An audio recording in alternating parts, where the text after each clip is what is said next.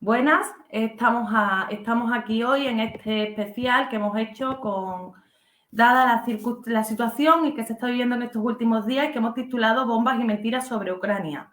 Decir que este título en realidad está doblemente plagiado, primero de un artículo de nuestro compañero Pablo García, que escribió hace ya unos años, titulado Bombas y mentiras sobre Siria, y él a su vez también lo plagió de un libro que tiene ya muchos años, que es casi una joya, llamado Bombas y mentiras sobre Guernica, el famoso bombardeo de esta población en el País Vasco en la época de la guerra. Decir que efectivamente consideramos que hay una gran maraña no solamente de bombas en sentido físico directo, sino también de bombas mediáticas y de una serie de agendas que se van creando y que a veces no nos dejan hacer un análisis sosegado sobre los temas. La intención de este programa y de este encuentro es fundamentalmente tratar de contextualizar, de hacer ese análisis sosegado en medio de esas bombas, no solamente, insisto, físicas, sino también mediáticas y también de las mentiras que muchas veces por determinados intereses vemos todos los días en los medios de comunicación. Hoy vamos a estar aquí presentando yo, Carmen Parejo, y también Arturo Gallego García, ambos somos miembros del equipo de redacción de Revista La Comuna y contamos con dos invitados yo creo que de lujo, como son Asier Blas Mendoza, que es politólogo y miembro del grupo de análisis geopolítica. Os invito a seguirlo en las redes sociales y en su canal de iVoox, porque hacen unos programas verdaderamente interesantes y sobre todo sobre esta zona que vamos a analizar hoy. Y también con Alexis Castillo, que está ahora mismo en la República Popular de Donetsk y que también nos va a contar cómo se vive allí la situación y cómo se ha llegado hasta este punto. Muchas gracias a ambos y muchas gracias a Arturo. Y bueno, sin más dilación, vamos a contextualizar cómo hemos llegado a este punto y qué es lo que ha pasado en las últimas semanas. Arturo, si quieres, puedes dar tu pie con esto. Gracias, Carmen, por la presentación. Saludo a todos los compañeros que nos estén viendo y escuchando alrededor del mundo a través de las redes. Agradezco a nuestros dos invitados de lujo, Asier Blas y Alexis Castillo. Como ya ha mencionado mi compañera, voy a tratar de dar un pequeño pie de nota sobre cómo se ha desarrollado, sobre todo esta crisis en esta última etapa, porque es sabido, es un hecho conocido, que las tensiones entre Ucrania, Rusia, por un lado, y por el otro, jugando ahí de tercero en discordia la Unión Europea y la OTAN, es ya de tiempo atrás y se intensificó con los sucesos que ocurrieron en el 2014 en Ucrania, la caída del gobierno de Yanukovych, el prácticamente golpe de Estado que ocurre, la separación de Crimea. Y bueno, en ese contexto, ya más recientemente, en este año recién terminado, 2021, se da una situación que empieza a escalar, sobre todo a partir de los ejercicios militares. Yo consideraría Defender Europa, en alemán Europa le llaman acá, y que fue tan publicitado, que no se canceló, por cierto, donde se hicieron algunas maniobras militares en el marco de la OTAN, sobre todo en los países del Báltico, en las aguas del Mar Negro y en los Balcanes, y que obviamente Rusia protestó. Pero ya más adelante, en finales de este año, a principios de noviembre, se dio una escalada en la violencia, no solamente en el número de violaciones a los acuerdos de Minsk por parte del lado ucraniano, sino también en sustancia, con tecnologías nuevas y con una brutalidad mucho más grande. Esto provocó, obviamente, movilización de tropas rusas en la región, a lo cual la OTAN, los socios europeos y el gobierno ucraniano han venido comentando que se trata de una, pues casi con esas palabras, de la preparación de una invasión en todo la extensión de la palabra del territorio ucraniano. Y esto ha suscitado pues una avalancha de comentarios en el frente diplomático. Se han reunido ya inclusive las altas autoridades, tanto de Estados Unidos como de Rusia, y en el más reciente, en la más reciente actualización del Frente Diplomático, estamos ahora mismo a la espera de que los estadounidenses, la delegación estadounidense, conteste un pliego de demandas o de peticiones, de propuestas del gobierno ruso, en las que se debe entender, van a marcar la agenda de cuáles son sus peticiones en el contencioso ucraniano, y los estadounidenses han estado de acuerdo en que van a contestar este pliego, digamos, este pliego petitorio en una semana. Y esta sería en muy, muy grandes rasgos los últimos acontecimientos que se han dado en el frente, y me gustaría no tomar mucho tiempo y mejor aprovechar a nuestros invitados para que profundicen, ¿no?, en lo que ellos conocen mejor. Gracias. En ese sentido, teniendo en cuenta además que creemos que hay dos elementos que son claves para comprender cuál es la situación actual. Primero queríamos hablar además con Asier Blas, que él en otras ocasiones también ha hecho análisis sobre la cuestión de lo que es el espacio postsoviético, lo que supone. Primero, para contextualizar en lo general, ¿qué significa eso de espacio postsoviético? No solamente a nivel geográfico, sino a nivel político, económico. ¿Qué es lo que significa esto de que se escucha tanto de espacio postsoviético? Bueno, primeramente gracias por la invitación. Y respecto a la pregunta, pues el espacio postsoviético es bien sencillo de explicarlo. Vienen a ser aquellas repúblicas que formaron parte de la Unión Soviética y que hoy en día son estados independientes. Ciertamente en Europa Central y Oriental, y especialmente en estas repúblicas exsoviéticas, ya muchas veces muestran cierto hastío, ¿no?, sobre la palabra de postsoviético, como que parece que nunca acaba, ¿no? Esto de que es una transición que se alarga en el tiempo. Y bueno, al fin y al cabo yo creo que se sigue utilizando porque transmite muy bien la información sobre los países geográficamente que estamos hablando. En ese sentido, ¿qué supuso esa desintegración de la URSS para esos países, y también qué supuso a nivel geopolítico? ¿Cómo cambiaron las condiciones para que podamos hablar de ese espacio postsoviético, aunque parezca una transición eterna? Sí, ciertamente la caída de la Unión Soviética desde el punto de vista geopolítico probablemente constituyó, después de la Segunda Guerra Mundial, el acontecimiento histórico más importante que hemos vivido desde entonces, ¿no?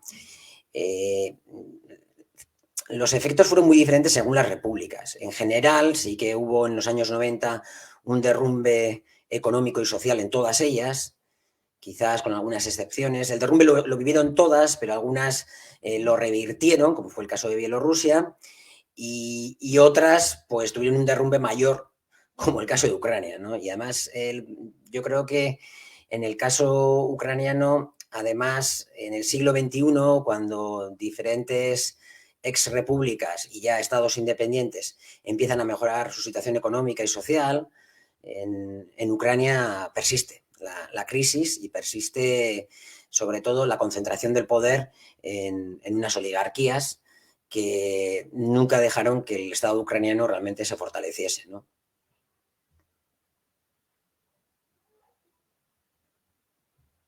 Bueno, pues sigo yo. En los últimos tiempos, de todas formas, también creo que hay otra cuestión que hay que plantear. O sea, esos países están, como bien has explicado, algunos de ellos, sobre todo en este caso también Ucrania, en un momento de colapso. ¿Cuáles son sus relaciones internacionales, tanto con Rusia como con otros actores de la zona? ¿Cómo se van creando esas relaciones internacionales en ese contexto, en ese nuevo contexto? Yo creo que aquí hay que distinguir, como por una parte, la tendencia secular desde la caída de la Unión Soviética, el ciclo en el que estamos y la coyuntura en la que estamos, ¿no? Si vemos a Ucrania, desde la caída de la Unión Soviética, su tendencia secular era hacia un acercamiento a Occidente.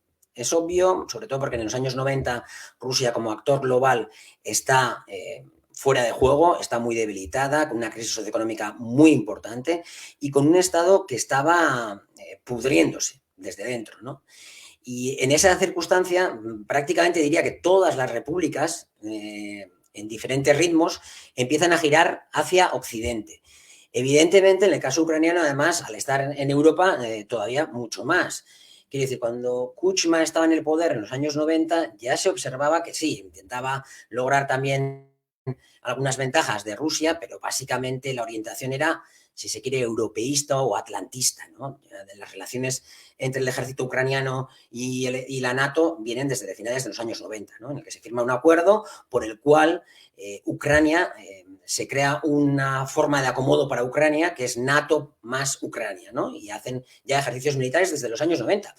Quiere decir, desde finales de los 90. Y en el 2000 y en el siglo XXI, cuando Yanukovych era primer ministro con Kuchma, la seguían haciendo.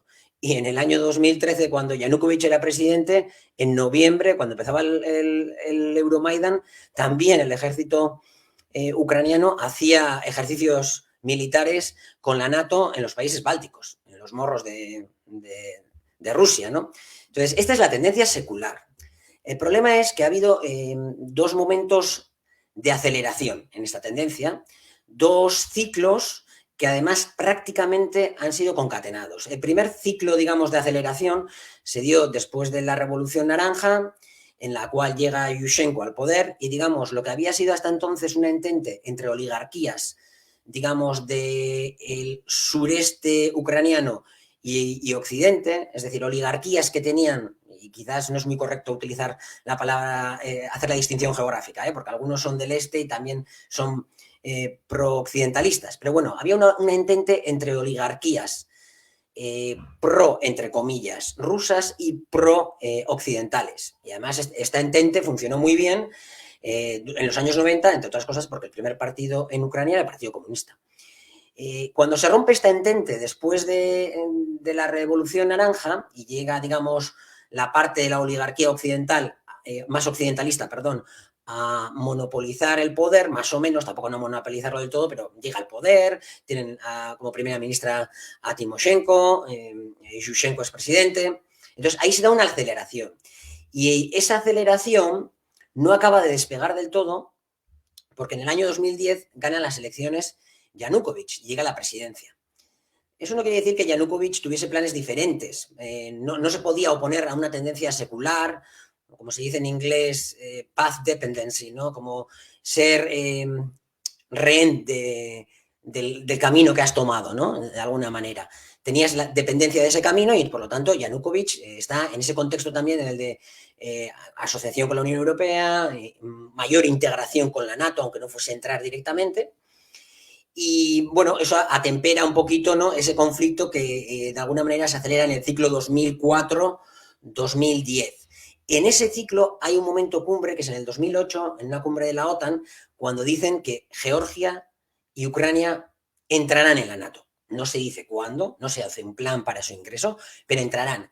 Y esto enciende todas las alarmas en Moscú. Esto enciende todas las alarmas en Moscú porque lo considera como un atentado contra su seguridad interna, ¿no? Porque se ve amenazado rodeado y amenazado por la NATO. Y actualmente podríamos ver que en el mapa, en la parte europea, que así es, con la excepción de Bielorrusia y Ucrania. Y por el Cáucaso Sur, si entrase además Georgia, pues también tendría abierto otro frente, ¿no?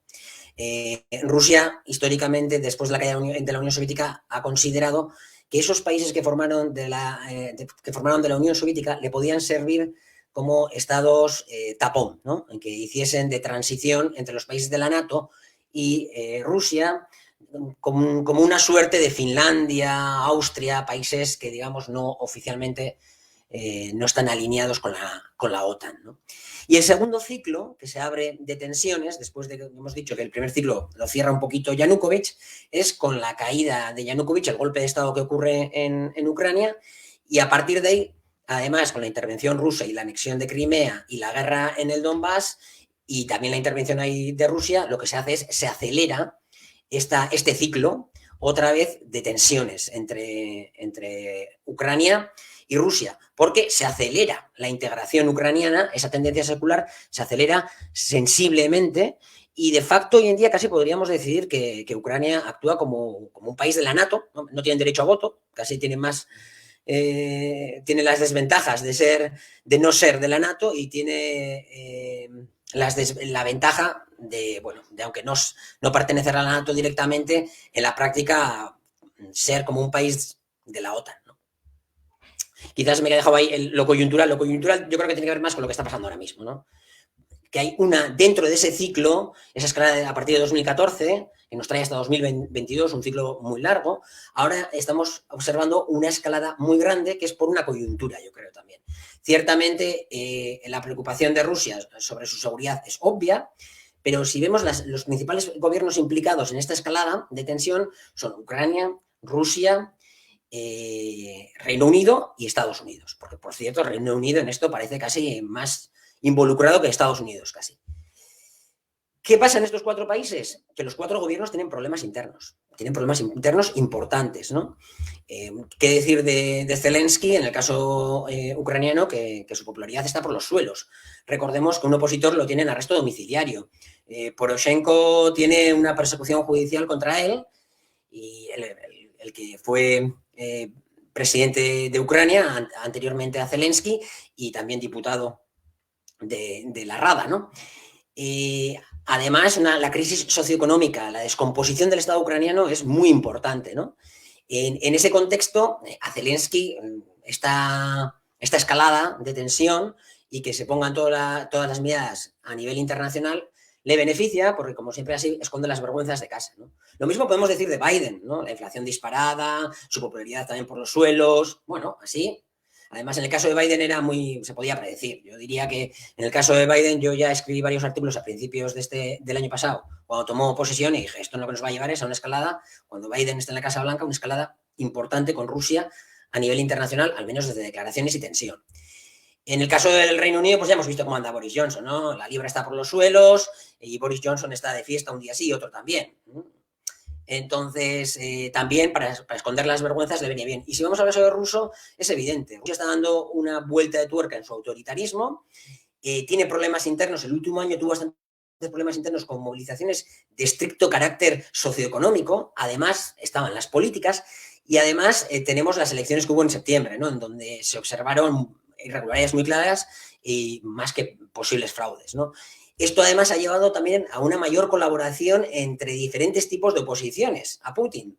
Entonces, en ese magma que hay en Rusia, en el que también no es el mejor momento para el gobierno ruso, también llevan en un parón económico durante bastantes años ya, pues también todo tipo de escalada de tensión a nivel internacional, bueno, le sirve para esconder las vergüenzas de casa y para aplacar lo que pudiera sufrir en casa el gobierno, ¿no? Entonces vemos que estos 4 actores, esa es la coyuntura que yo creo que explica en este ciclo por qué se ha dado una aceleración, pero como decía, no es una cuestión ni siquiera de ciclo, es una tendencia secular, la de Ucrania, su acercamiento a Occidente y a la NATO. Bien, manejas una cuestión que es muy importante y es este bloque, no solamente del mundo postsoviético, geográficamente hablando, sino del bloque del socialismo real, ¿no? Esos países que sin ser miembros de la Unión Soviética también pertenecían al CAME, por ejemplo, en el caso de Checoslovaquia, Yugoslavia y otros países que están en la región. Es interesante lo que mencionas porque esta metáfora del magma, ¿no? Es muy cercano a los movimientos tectónicos, que son bloques básicamente territoriales enormes que chocan unos con otros, y en ese sentido yo creo que es muy reveladora esta metáfora que utilizas, porque ciertamente son bloques políticos, digamos, distintos, que están friccionando constantemente unos con otros. El caso de la alianza de la Organización del Tratado de Seguridad, que es liderada por Rusia, y por el otro lado la OTAN también. Y en este sentido, a mí me gustaría preguntarle a Alexis sobre este magma, esta falla, digamos, tectónica. Lo vimos en Kazajstán, cómo la Organización del Tratado de la Seguridad Colectiva asumió ese carácter supranacional y actuó inmediatamente ante la siquiera posibilidad de que sucediera algo cercanamente parecido a Ucrania. Y se plantó muy bien una línea, digamos, una falla tectónica, una línea roja, como le llaman típicamente en Estados Unidos. Les encanta hacer la guerra contra conceptos abstractos, la guerra contra el narco, la guerra contra la corrupción, y en algún momento llegaron a esta metada línea roja, ¿no? Que nadie ve, pero que sabemos que está en algún lugar.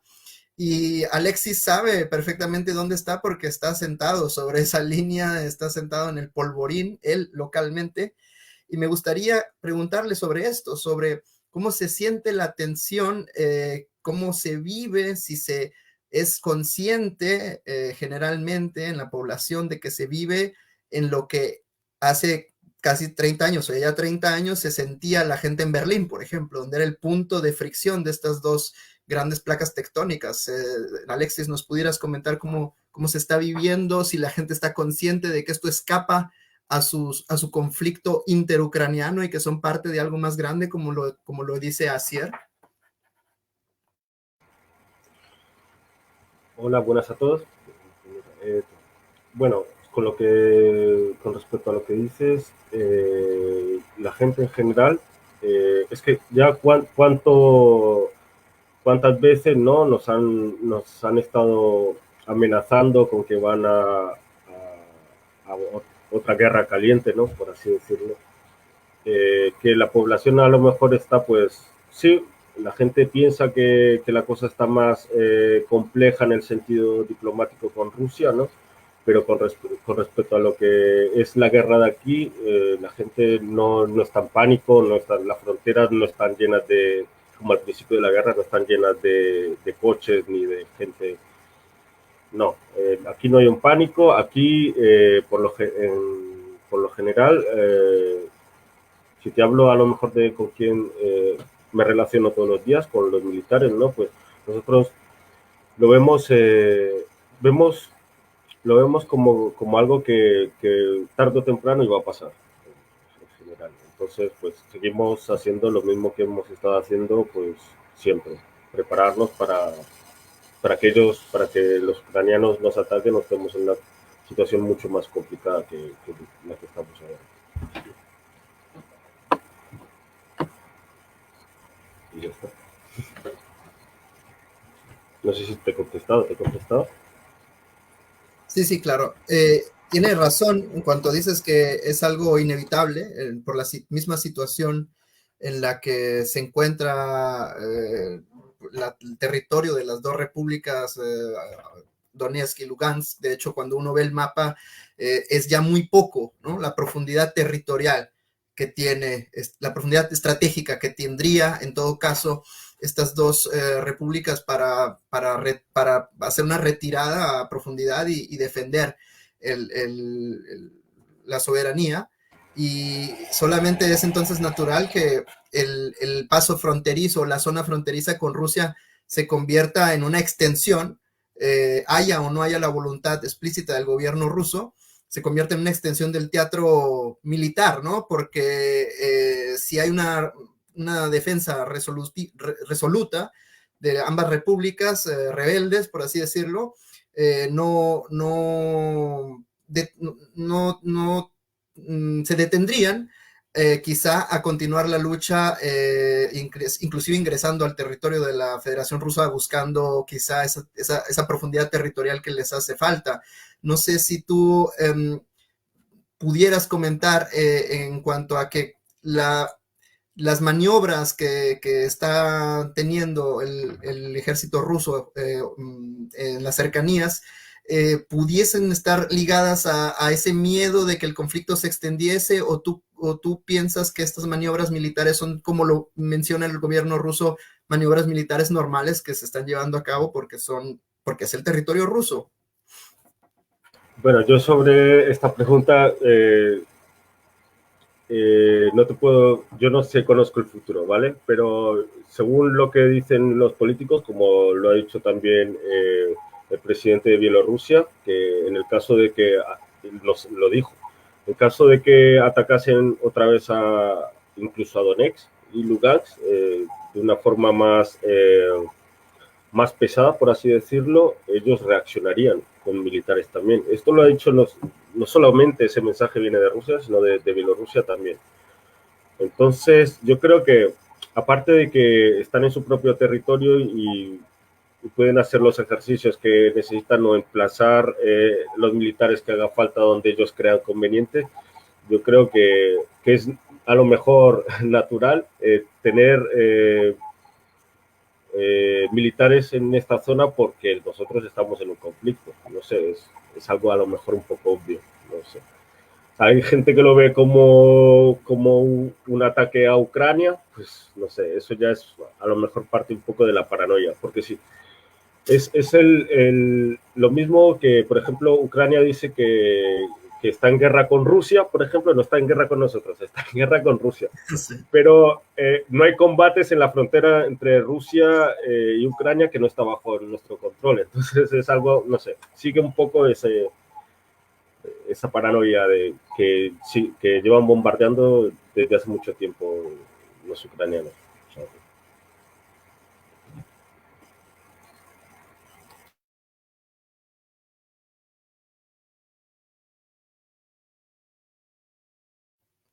Oh, disculpen, creo que había...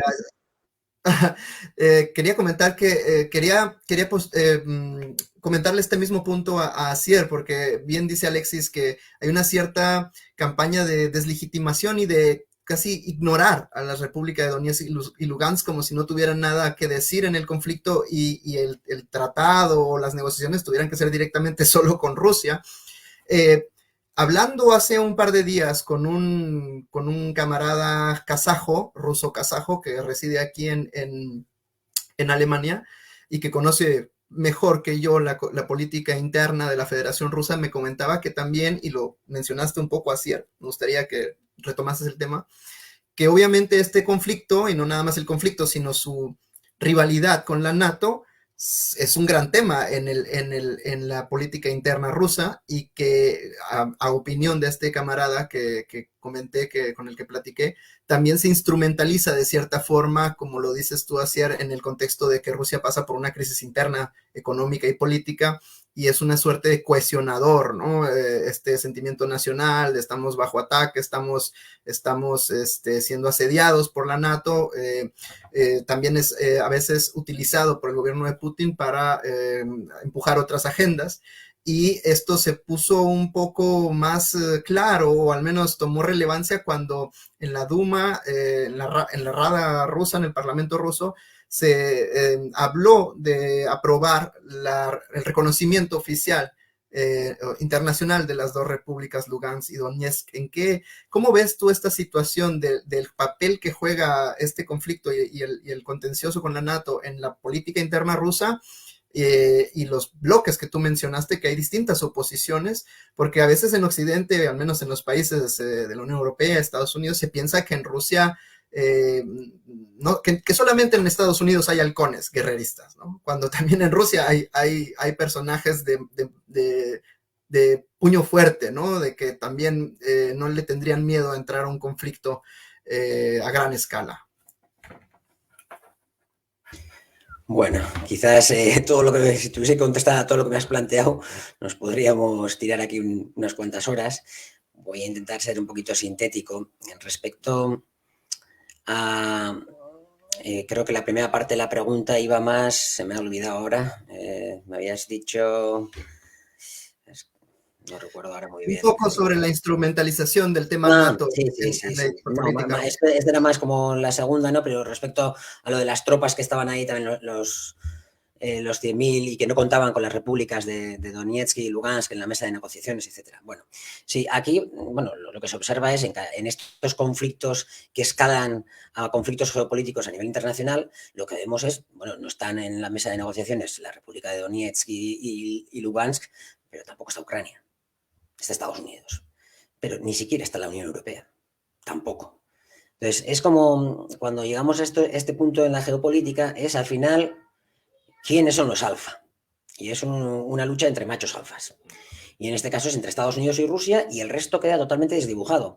Lo que ello nos está dando a entender es que en este momento las repúblicas populares de Donetsk y Lugansk y Ucrania, es decir, todo lo que antiguamente era el territorio ucraniano, tiene menos soberanía que hace 10 años, tiene menos soberanía que hace 20 años y quizás que hace 30 años, si me apuras, cuando era una república socialista soviética. Entonces, están totalmente, una parte de Ucrania está totalmente tomada desde el punto de vista político y económico también, pero sobre todo político por parte de Estados Unidos, y las autoproclamadas repúblicas están tomadas por Rusia, es evidente, desde el punto de vista político igualmente. Entonces se representan directamente en negociaciones a través de estas dos grandes potencias, ¿no?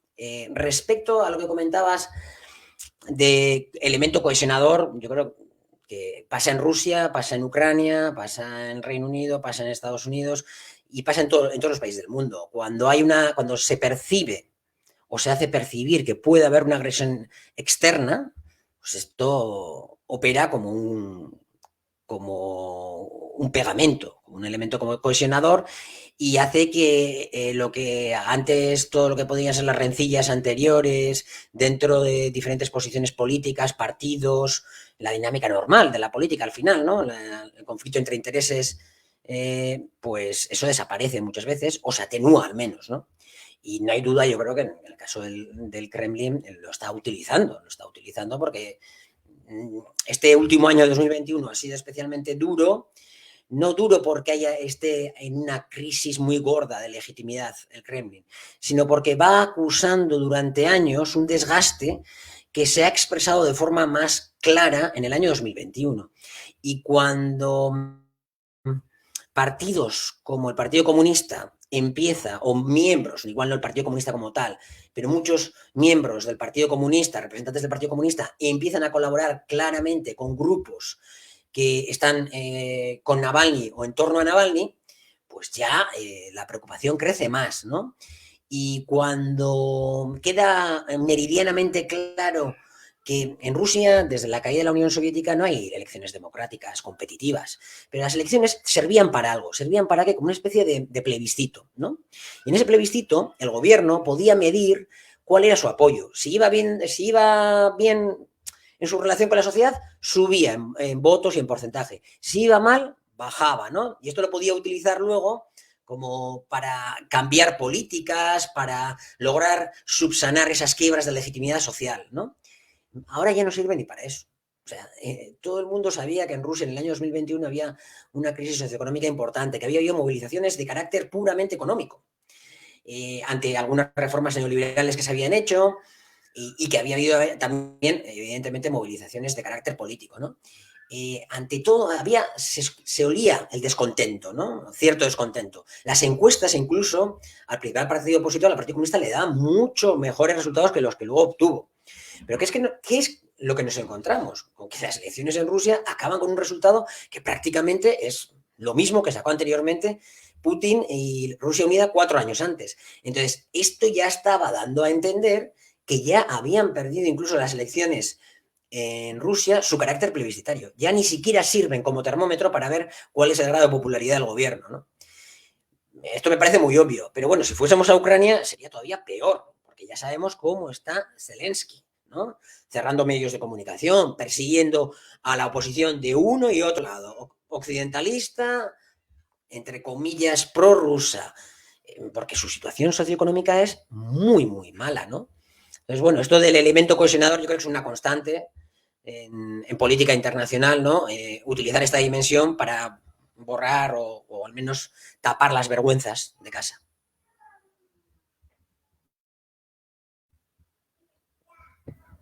Bueno, yo también ya estamos en el Ecuador porque dijimos también, teníamos la idea también de que no durara más de 1 hora, ya hemos llegado a esa media hora, y también para ir cerrando temas y también creo que para poder empezar y también centrarnos un poco también en esto que ya ha salido sobre el Donbass, porque quizás mucha gente que nos siga no sabe ni a qué nos referimos cuando hablamos del Donbass, porque como muy bien se ha dicho aquí, ha habido un momento que parece completamente fuera de la ecuación y entonces ya parece que no es un tema que tenga ninguna relevancia. Y bueno, primero, así también como un poco recapitulando y cerrando un poco el planteamiento, efectivamente hemos visto una serie de encuentros y de negociaciones entre Rusia y Estados Unidos, también entre Rusia y los países europeos, también entre Rusia y la OTAN, o sea, varias reuniones que ha habido desde que empezó este año, creo, si no recuerdo mal, ha habido hasta 3 encuentros, si no recuerdo mal. Y bueno, en esos encuentros, como efectivamente bien explicó Arturo, ahora mismo lo último que hay es que la Federación Rusa está a la espera de la llegada de una respuesta ante una solicitud que ha hecho la Federación Rusa, en este caso Estados Unidos, como máximo representante de la OTAN, porque también hay que decir que quien dirige y controla la OTAN es evidentemente Estados Unidos.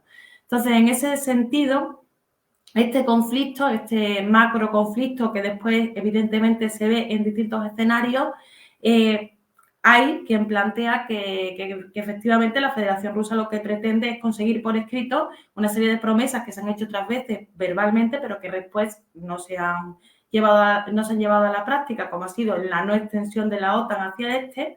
Y en ese sentido quería preguntarte, Asier, sobre qué ocurrió en el caso de Georgia y Osetia, porque también es un tema que está saliendo mucho, y qué tiene esto que ver un poco con todo esto que estamos hablando. Sí, quizás si hablamos de las mentiras, ¿no? Yo creo que si algo se le puede acusar a la mayoría de los medios de comunicación es de haber contribuido a esta escalada de una forma brutal, ¿no?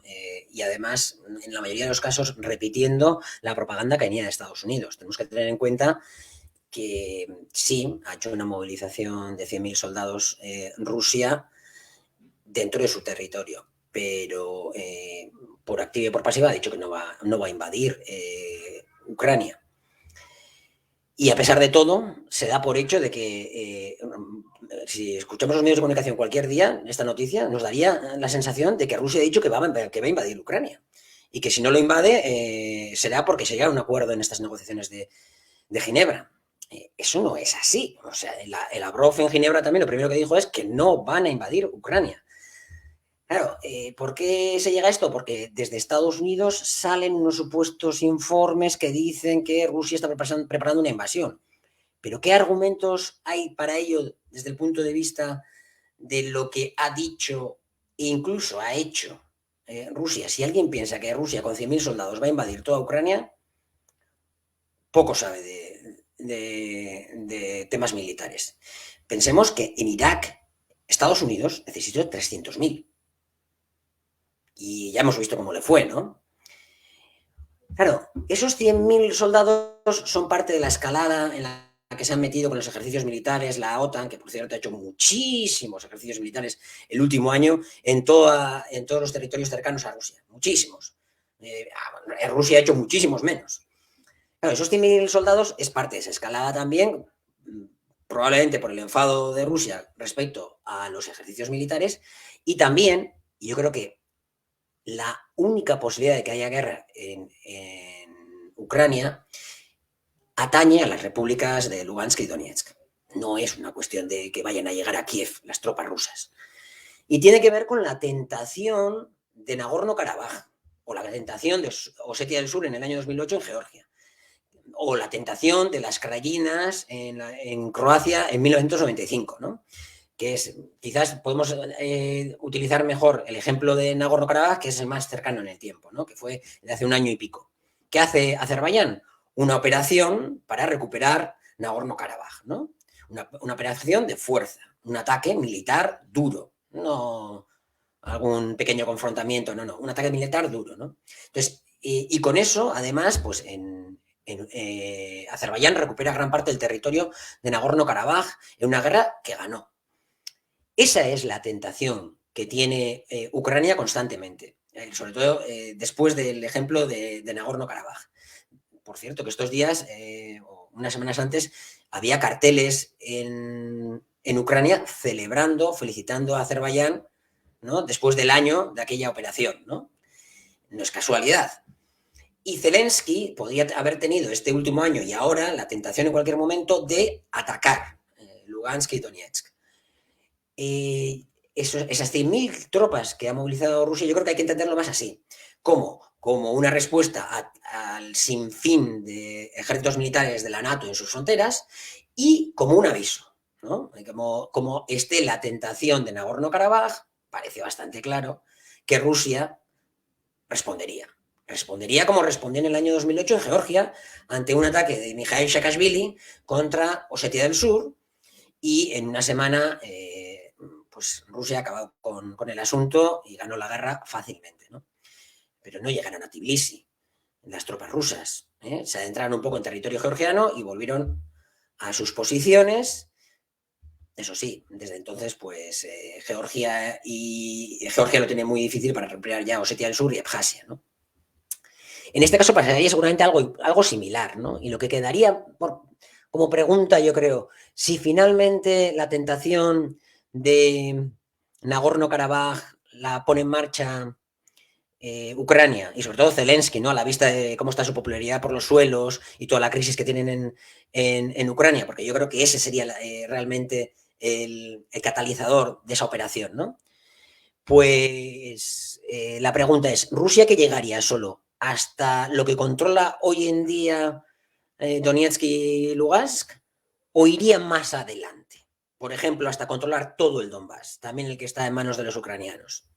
Yo creo que esa es la disyuntiva. La disyuntiva no es que vayan a llegar ni siquiera a Kharkov, Kiev, eso no. La disyuntiva es o recuperan el terreno que eventualmente hubiese cogido Ucrania, o recuperan todo el Donbass, lo cual quiere decir caería Mariupol, Kramatorsk, Slaviansk, ¿no? Esa es la hipótesis, yo creo que es la hipótesis más creíble de que vayamos a un conflicto militar en un plazo corto de tiempo, ¿no? Ahora, ¿qué es todo esta algarada? Esta algarada, además, que veremos si al final ocurre o no el conflicto militar ese, yo creo que probablemente ya no va a ocurrir, porque parte también de estas bravuconadas es que utilizarlo de forma disuasoria, ¿no? Disuasoria para un lado y para otro. Ahora yo creo que ya está la cosa tan caliente que podría ser muy peligroso que hubiese un conflicto ahí en el Donbass a gran escala. Pero si lo hubiese, toda esta algarada que tenemos, comunicativa sobre todo, ¿para qué está sirviendo? Está sirviendo para construir los relatos de cuando ocurran. ¿Con esto qué quiere decir? Si, por ejemplo, ocurre de la manera que yo he dicho, ¿no? Pues Kiev coge, ataca al Donbass separado y hay respuesta rusa, ¿no? Entonces, ¿qué van a decir los medios de comunicación? Ya lo dijimos, Rusia va a atacar, va a invadir Ucrania. Y dará igual que fuese primero Ucrania la que hubiese atacado. Dará igual, porque eso mismo pasó en Georgia en el año 2008. Yo estaba allí en el año 2008 cuando atacó. Me acuerdo perfectamente cómo en Georgia al principio celebraban la operación, porque pensaban que iba a ser una operación como la de Adjaria en el año 2003-2004, por ahí, ¿no? 2004 creo que fue, la de Adjaria, para recuperar Batumi y toda esa zona. Claro, se pensaba que iba a ser algo parecido. Lo que pasa es que la respuesta vino en poquitas horas ya, la de Rusia, ¿no? Y además allí Rusia tenía peacekeepers internacionales y algunos murieron. Claro, desde el punto de vista también de la legitimidad internacional, es diferente el caso de Georgia o el del Donbass, porque en el Donbass no hay peacekeepers, ¿no?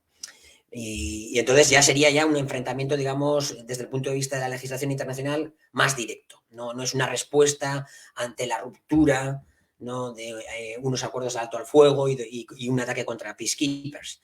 Pero lo que pasó en Georgia, lo fascinante para mí me parecía era cómo veían los medios de comunicación internacionales.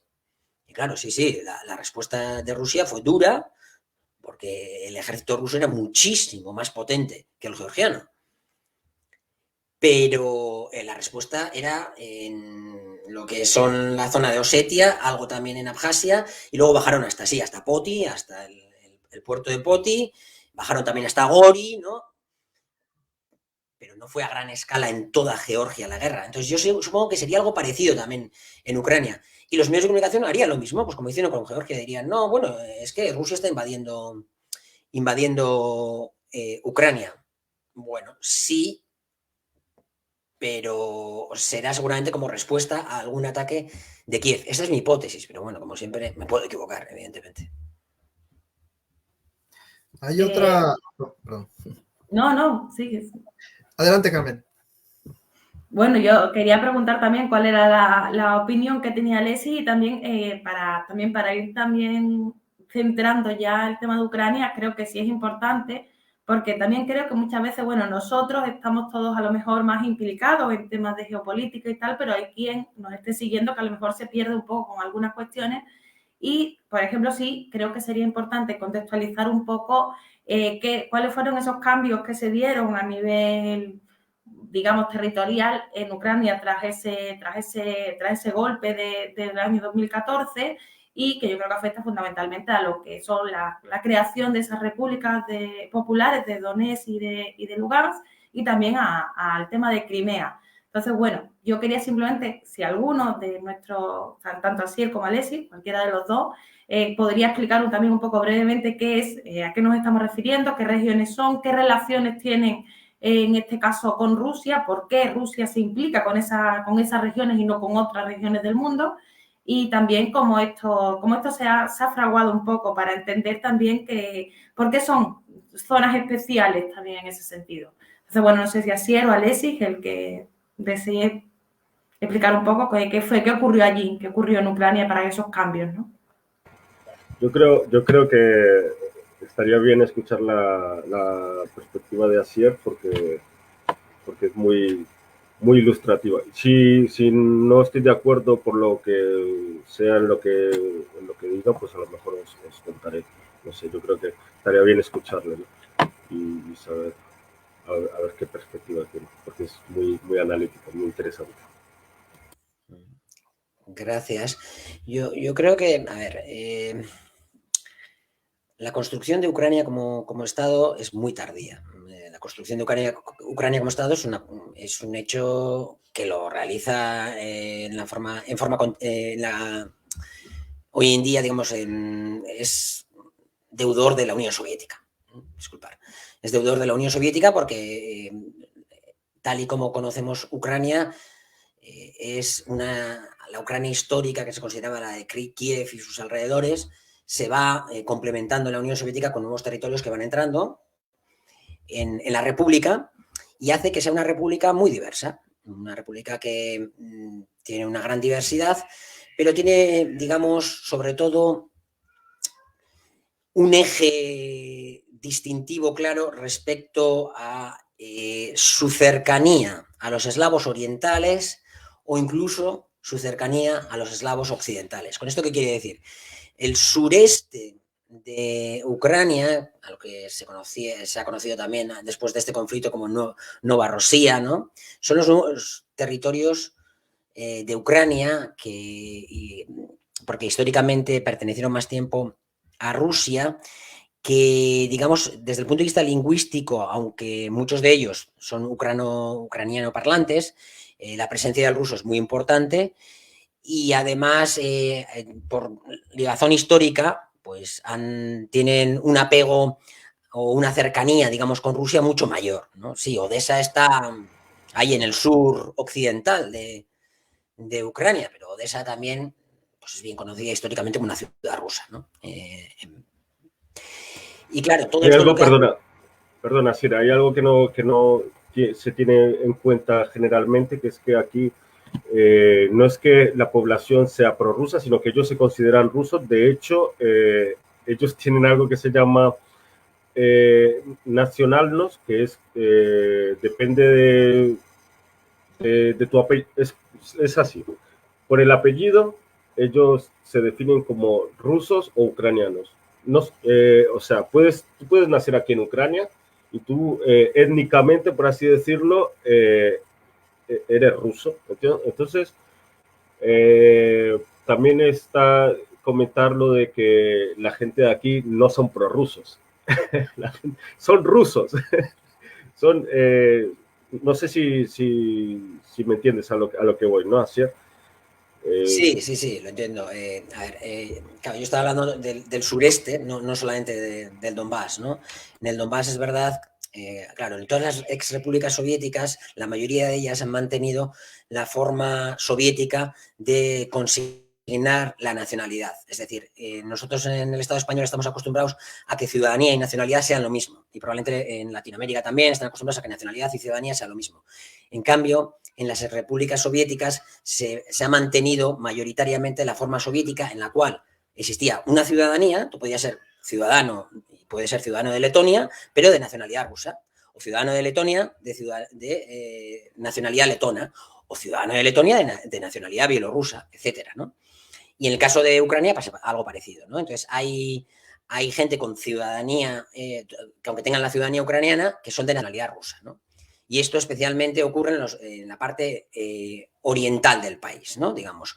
Y muy especialmente donde más hay es en el Donbass, donde más gente de nacionalidad rusa hay, ¿no? Y donde más gente habla ruso si no tenemos en cuenta a Crimea, ¿no? Entonces, evidentemente, esa distinción, digamos, étnico-nacional opera con diferentes graduaciones. Por eso decía que en Odessa no es tan habitual, ¿no?, que se sienta la gente rusa como tal. Hay gente que tiene nacionalidad rusa, pero incluso sin que tenga nacionalidad rusa, sí que tienen, por la evolución histórica de la ciudad, de algún tipo de afección hacia Rusia o hacia los eslavos orientales, ¿no?, que se hablaban en la época de la Unión Soviética, que eran Ucrania, Bielorrusia y Rusia.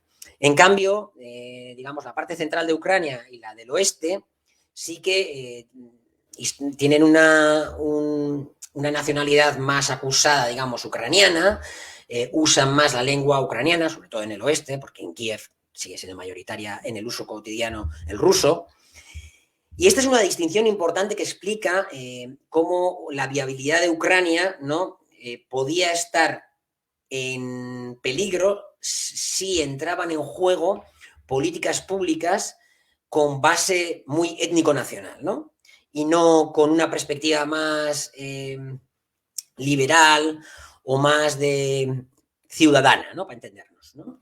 Y entonces es verdad que con el golpe del Maidán se acentúa también, hay una tendencia secular en la Ucrania independiente a reforzar lo étnico-nacional ucraniano. Pero esos ritmos se fuerzan mucho en su velocidad en el golpe de Estado después del golpe de Estado del Maidán, ¿no?, en febrero de 2022, del año 2014, ¿no? Claro, a todo esto además hay que añadirle otro tema. No es solo una cuestión étnico-nacional. También es, si pensamos en el este del país, especialmente en el Donbass, son partes industrializadas, muy industrializadas y ricas, ¿no? ¿Qué quiere decir esto?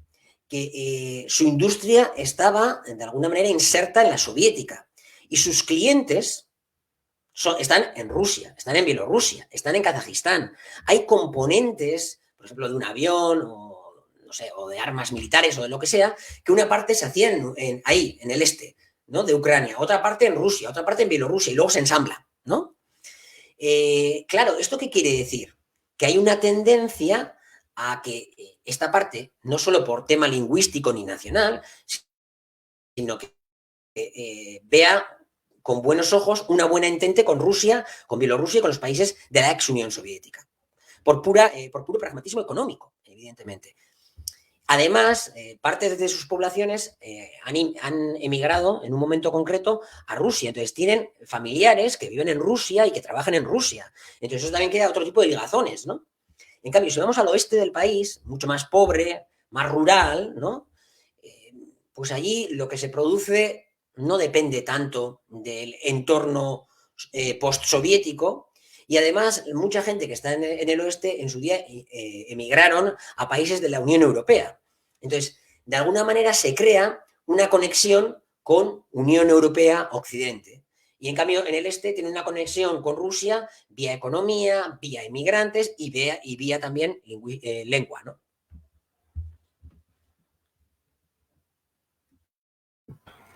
Bueno, sí, perdonar, sí que es verdad lo que está diciendo Asier en el sentido de que este era un territorio muy importante de industria, era prácticamente casi uno de los pulmones de Ucrania, económica, que a lo mejor, no recuerdo si era, después de la guerra perdió el 20% del PIB, a lo mejor, si no recuerdo mal. Pero toda esa industria ahora mismo está totalmente destruida, la industria pesada, sobre todo porque no tenemos la complicación de que no podemos vender a otros países, ¿no? Y quien nos compra pues son sancionados, por ejemplo. Por eso tampoco, por ejemplo, en Crimea no existe los bancos rusos, no hay, ellos tienen su propio sistema, igual que aquí, ¿no? Bueno, eso con respecto a esto. No, ya está. No, yo sí tengo una última pregunta para Alexis, porque se ha hablado de que esa es la salida, o bueno, lo esquematizó muy bien Asier. Yo comparto su opinión en cuál sería quizá el resultado de una agresión y cuál sería la razón de esa agresión ucraniana en dado caso de que se diese. Pero hay otra vía, al menos que se ha manejado, que es la negociación y la firma de estos tratados de Minsk, que se han dado dos, en 2014, en 2015, que no han entrado en vigor del todo, no han sido respetados del todo, pero oficialmente la parte rusa aboga por una solución del conflicto a través de la salida de lo que se ha planteado en los acuerdos de Minsk, que como hemos discutido hace unos minutos antes de empezar el programa, básicamente en su resultado político significaría la creación de una cierta región autónoma que comprendería los territorios del Donbass, Lugansk y Donetsk dentro de un estado ucraniano, y para esto obviamente Ucrania tendría que modificar su constitución y claro, no entremos ya en los temas de desmilitarización y todo, que sería otras cosas, ¿verdad? Pero el resultado político sería ese, la creación de una región autónoma de alguna forma, ya sea una república o dos repúblicas o un rayón, un oblast, como le llaman allá, dentro del Estado ucraniano, que quizá ya siendo un Estado sin algún tipo de conflicto interno pudiese acceder o no acceder a la OTAN, depende también de cómo se den las negociaciones, si Rusia logra imponer esa condición de vetar cualquier eventual entrada del país en la OTAN.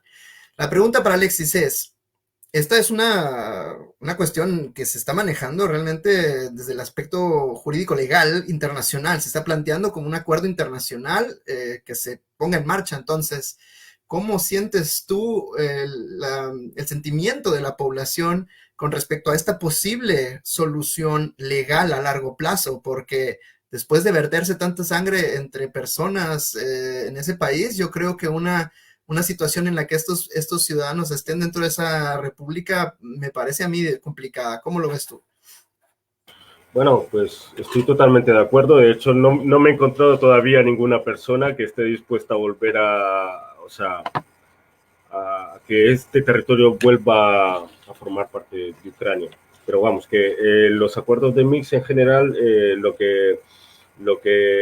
objetivo es que estos territorios pasen otra vez a Ucrania y tomen el control de las fronteras en todos sus aspectos y de la desmilitarización de los frentes. Bueno, son dos líneas que siguen en general los acuerdos de Minsk. Ninguno se ha cumplido, ninguno de estos puntos, a lo mejor, por así decirlo, y lo veo y es muy difícil porque la gente, ¿cómo van a gestionar la vuelta de estas regiones a Ucrania después de todo lo que ha pasado? Muy difícil. Aparte de que, bueno, de la desmilitarización y el alto el fuego y todo esto no se ha cumplido, o sea que ninguna de estas líneas son realistas. En el papel quedan muy bien. La población en general a lo mejor ve como estos acuerdos como, no sé, como una mentira en papel, por así decirlo. Y nosotros vemos que Ucrania no está dispuesta a seguir estos acuerdos de ninguna forma, ni de forma política ni de la forma militar. Entonces, esa es mi opinión y la que en general se encuentra bueno por aquí. Realmente yo creo que sería muy sencillo, bueno, relativamente sencillo, muy sencillo tampoco, ¿no? Solucionar el conflicto en el que estamos inmersos. Ciertamente los años de guerra dejan muchas heridas abiertas, pero también la situación que vive la ciudadanía que está en el Donbass secesionado es una situación muy dura desde el punto de vista socioeconómico y también desde el punto de vista de la tensión esta de que en cualquier momento hay ataques, hay de baja intensidad o de alta intensidad, pero que en cualquier momento incluso se puede desatar una guerra, ¿no? El problema es, como decía Alexis, yo creo que Minsk, o sea, que Kiev no tiene ninguna voluntad de cumplir Minsk, eso está claro. Probablemente porque los que están en el gobierno se tendrían que enfrentar a posiciones ultranacionalistas que podrían poner en coloca al gobierno, ¿no? Podrían derrumbar incluso al gobierno, no se podría descartar un golpe de Estado o la toma del poder por la fuerza con apoyo, por supuesto, externo norteamericano, ¿no? No hay duda al respecto. Entonces, ni siquiera se plantean esa hipótesis. Porque digo que la solución sería bastante sencilla porque al final lo que busca Rusia es seguridad para sus fronteras. Una Ucrania que no se va a federalizar, Minsk no decía una federalización, pero imaginaros una Ucrania federalizada, una Ucrania con algo parecido a un sistema autonómico como el español, en el que se garantiza que va a ser un país neutral, pues como es Austria, ¿no? O como es Suiza, o como es Finlandia, ¿no? Y ya se acababa, el asunto estaba acabado, ya está. Y eso no quería decir que Ucrania no hubiese pugna interna en Ucrania, porque algunos querrían seguramente ir hacia la Unión Aduanera y otros, muchos, querrían ir hacia la Unión Europea. Podría incluso, si algún día la Unión Europea lo quisiera, aunque recordemos que en Holanda hicieron un referéndum para decir no a cualquier posible ampliación a Ucrania, pues Ucrania incluso podría entrar en la Unión Europea, no pasa nada, pero no podría entrar en la NATO. Y muchas veces se dicen, pero qué ganas de coartar la soberanía de un país, ¿no? No es ganas de coartar la soberanía de un país. ¿Finlandia tiene coartada su soberanía? ¿Austria tiene coartada su soberanía? Son países mucho más soberanos que Ucrania, muchísimo más soberanos que Ucrania. Probablemente la forma de reconstruir la soberanía ucraniana pasa por afianzar su estatus neutral y pasa por buscar un acomodo a su diversidad interna. Porque, claro, hay que tener en cuenta que el sistema político ucraniano ni siquiera deja elegir a los gobernadores de las provincias, que son elegidos por el presidente del país. Imaginaros, bueno, nosotros aquí en Euskadi elegimos el Parlamento Vasco, y el Parlamento Vasco elige al Lehendakari. Elegimos el Parlamento de Vizcaya, y el Parlamento de Vizcaya elige al presidente. Y, por supuesto, al alcalde o la alcaldesa, ¿no? Claro, esto en Ucrania, en las provincias, el gobernador es apuntado por el presidente. Ya está. Entonces, estamos en un país que es bastante grande, bastante diverso, como hemos visto desde el punto de vista étnico-nacional, y en el cual el grado de centralización política es muy grande, en un Estado que es débil y está al servicio de los oligarcas, básicamente, porque el Estado es un Estado medio fallido, en el cual no es capaz de controlar todos los espacios autónomos de poder que han construido los diferentes oligarcas. Bueno, como ya si nos hemos pasado de la hora, se nos han quedado muchos temas pendientes y realmente os invito a hacer un Bombas y Mentiras sobre Ucrania 2 en algún momento o con otro nombre, pero realmente, evidentemente, se nos iban a quedar temas pendientes. Estamos hablando de muchos temas y es difícil porque, como decía antes, a nosotros a lo mejor que estamos más acostumbrados porque nos movemos en estos ambientes de geopolítica. Sí, pero también hay que tener en cuenta que estamos hablando para un público que no sabemos quién es, porque estamos en Internet y puede ser cualquiera. Y entonces a veces es muy difícil saber cómo explicar todas las cosas y sobre todo teniendo en cuenta, insisto, cómo sí que hemos visto, yo creo que de una forma bastante evidente, cómo se construyen esas campañas mediáticas que tienen intereses también, como todos. O sea, realmente nosotros nos llamamos Revista La Comuna, periodismo partidario, pero no sé qué periodismo no lo es. O sea, porque todos tienen una línea editorial, todos tienen unos intereses. O sea, realmente esto es una cosa común. Pero bueno, lo que yo quería decir, así como también es un poco a modo de cierre, dos cosas. Primera, invitaros en otras ocasiones también para ir profundizando en lo concreto algunos de los aspectos que se han abierto hoy, que creo que son muy interesantes, pero que es verdad que cada uno de ellos daría para horas y horas de programa. Y por otra parte también pediros un cierre que explique un poco cuál consideráis vosotros que cuál consideráis vosotros que es la situación que se está viviendo y demás, y cómo veis que todo esto pueda ir hacia adelante, sin caer en ningún tipo de adivinamiento en plan bruja, pero lo que podáis. Bueno, empieza Asier y Alessi, o Alessi primero y después Asier. Empieza Alessi, que ha hablado Asier más, quizás, no sé. Vale. No, bueno, Yo en general lo que deseo y quiero, y bueno, es que todo esto a lo mejor se tenga una solución pacífica y que todo esto se vaya un poco desacelerando porque en general es preocupante lo que pueda pasar y esperemos que llegue la paz y que al fin nos reconozcan, ¿no? Como región que ha decidido tomar un camino, su camino.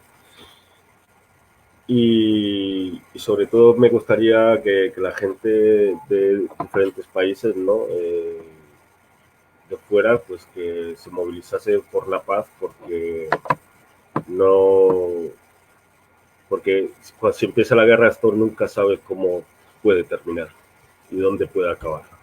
Entonces, bueno, en general, pues es lo que pienso.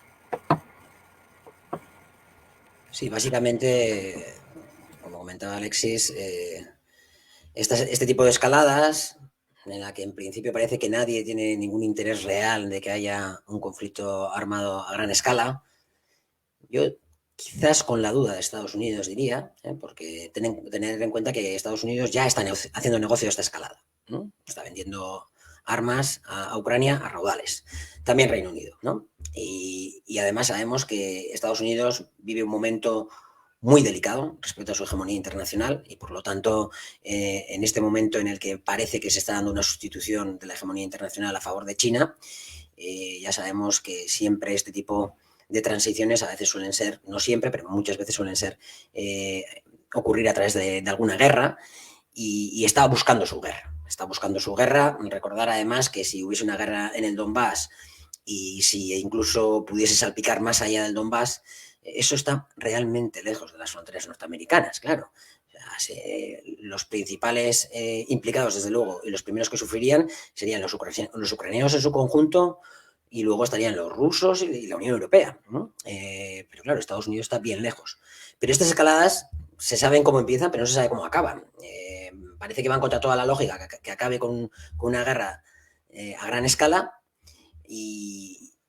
pero a veces la lógica no se impone. Y por lo tanto, yo diría eso, que haya una desescalada, aunque sea para ganar tiempo, cualquier tiempo que se gane y cualquier sangre que se ahorre, eso siempre será bueno. Por lo tanto, abogar por la desescalada y porque haya paz o al menos ausencia de guerra.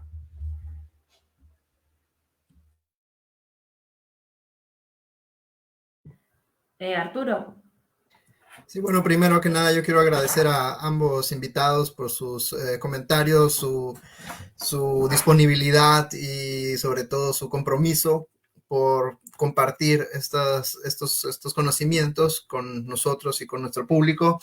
Esperemos que, como dicen ambos, esto se enfríe un poco. Nadie desea la guerra, ¿verdad? Y mucho menos en estas condiciones en las que ya Asier ha hecho mención, que pueden ser muy volátiles.